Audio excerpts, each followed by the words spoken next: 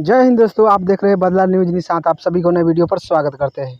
देखिए, कल खेसारी का गाना आ रहा है, ज़बरदस्त गाना है, वेब म्यूजिक से गाना आ रहा है। आप लोग इतना ही आशीर्वाद प्यार दीजिएगा, इतना जो मज़ा ही आ जाने वाला है। देखिए, गाना लिखे हैं विक्की विशाल, जो अवधेश प्रेमी का राइटर था पहले। ये बहुत गाना लिखा था, सलेंसर वाला जितना भी। तो सनीचर के फर्नीचर गाना आ रहा है कल। सनीचर के फर्नीचर विक्की विशाल लिखे हैं। म्यूजिक दिए हैं कौन?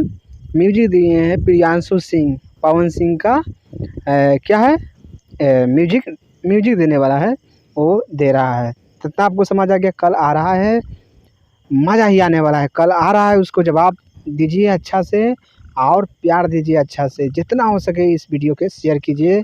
जे एक वीडियो और मतलब जस्ट आएगा आपको महेश पांडे से लेकर। देखिए, महेश पांडे के साथ गलत हुआ है या सही, वो इस वीडियो में आपको आगे मिल जाएगा।